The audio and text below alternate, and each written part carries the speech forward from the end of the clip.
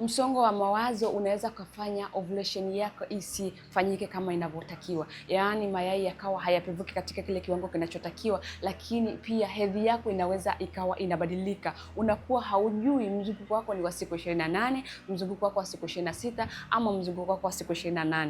Kwa hiyo inakuwa ni ngumu sana wewe kuweza kubeba mimba ama kupangilia kubeba mimba. Kwa hiyo kama unapitia hali ya msongo wa mawazo, ili hali unahitaji kubeba mimba, jitahidi kutoka ama kuwa na watu, sio unakaa peke yako. Lakini epukana na yale mawazo ama epukana kukumbuka yale ambayo ulikuwa unaambiwa, au achana na kujifananisha na watu. Hiyo itaweza kukupunguzia kuondokana na hiyo changamoto. Kama unapitia hali hiyo, pia nenda hospitalini ili ukapate ushauri kwa daktari. Lakini pia kama kuna changamoto yoyote ambayo inakufanya usiweze kubeba mimba, kama vile changamoto ya endometriosis, changamoto ya uvimbe kwenye kizazi, mirija kuziba, hakikisha unaitatua ili uweze kuondokana na changamoto ya mawazo na uweze kubeba mimba. Naitwa Madam Bahati na ni bahati yako kuona video hii.